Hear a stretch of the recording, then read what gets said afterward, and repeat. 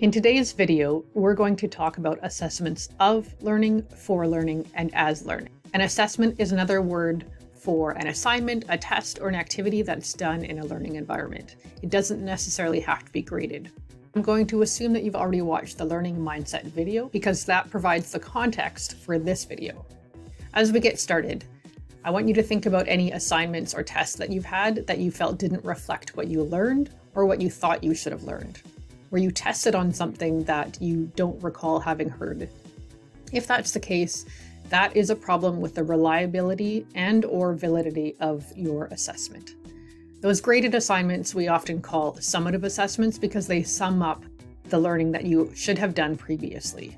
If the test or the assignment doesn't relate to how you learned the knowledge in the first place, sometimes it cannot really reflect on whether or not you've had success. There's a vast body of research that shows that summative assessments don't contribute to students' learning in the way that their other types of assessments can. Also, it can be a little bit demotivating for some students, whether it be comparison to their peers, whether mistakes be deemed as failure, or because sometimes feedback focuses on the weaknesses and where you lost your marks. Of course, we're always going to need to have those evaluative assignments and tests in your courses, in formal learning programs. That is how instructors, potential employers, and colleagues know if you have the knowledge and skills required to progress in whatever fashion. The research I mentioned shows that integrating other types of assessments can greatly enhance a student's learning and their enjoyment of the process itself.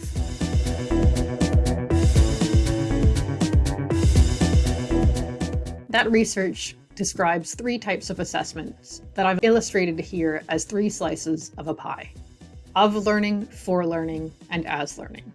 The first one, of learning, is the one that you are probably most familiar with. That is a summative assessment, a periodic check of whether you're getting the information and retaining it or not. It provides evidence of your success in doing so. Assessment of learning is instructor-driven. Your instructor assigns assignments and exams, provides the parameters for them, grades, and feedback. It's required by the university. It's required by Skilled Trades BC, which is the governing body for our trades, and by many other formal educational institutions. Assignments for learning are more formative. That means they're forming your knowledge and learning and are ongoing through the course. They help you to check your progress and identify any areas where you don't have a complete understanding. You can identify misinterpretations of the information that you've been provided, and these tend to be group-driven or classroom-driven and include a lot of collaboration. That can be in discussions in class time, during lab activities, or through group projects or feedback from your instructor or from your peers. It also allows the instructors to adjust future classes when they notice that groups of people or even individuals are not getting certain aspects of the information or the learning objectives. The final assessment is as learning, and this one is driven by yourself. This is you reflecting on your own learning journey, asking questions about what you're learning and how you're learning, whether it's working for you, whether it's interesting to you. This is where you can choose actions to improve either your study skills or how you go about assignments or any ways that you feel like you're going to get more out of the course. In assessments as learning, you can use the feedback that's provided by your instructors or your peers, or you can assess by looking at your own assignments and tests in relation to the marking rubrics or in relation to the information that you've been given.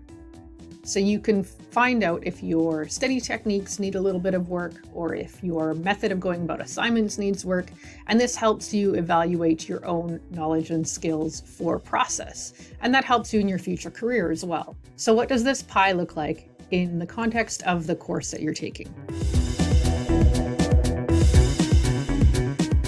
In this work planning course, you'll find assessments of learning in terms of the graded assignments, quizzes, your final exam, and what I'm calling a learner's mindset mark. That one is likely unfamiliar to you, but I've talked about the learner's mindset, and I'm giving you the opportunity to look at how you are participating in the class, working with others, doing your assignments, being present, being prepared. Some instructors use something called a participation mark to make sure you're showing up on time, prepared to do the work, and participating in the class. I'm not going to check off and give you stars every time that you participate or come on time. What I'm looking for is you to participate in your own learning, whatever that looks like for you. If that means participating in discussions, great. If it means getting your hands dirty in the labs, great. That's what I'm looking for, just that you are engaged with the information while you're here on campus in class time. Assessments for learning in this class will include worksheets, case studies, lab activities. There's some assignments to be done with your peers. And of course, I will seek to give you ongoing feedback. So I will give you feedback as a group and individually in a way that highlights what you can improve on, either for the assignment that you've yet to submit or for a future. And finally, assessment as learning. That one is entirely up to you. This involves self-reflection. If you look at the marking rubrics before or after you hand in your assignments, if you reflect on how you do on quizzes, if you reflect on what we discuss in the classes, and how you are going to prepare for the future classes.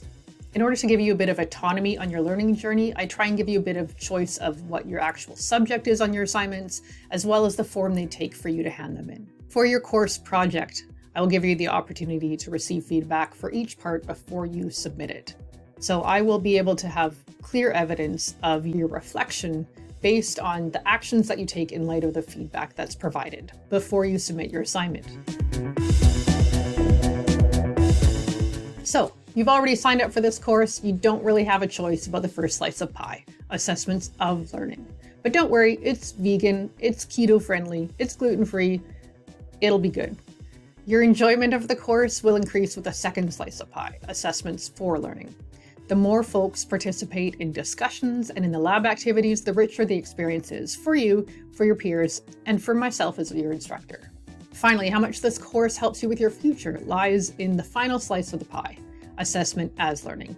How much, if any of this, you take away with you is entirely up to you. But I hope that it will help you be able to find the knowledge and skills that you need in any aspect of your career as you move forward.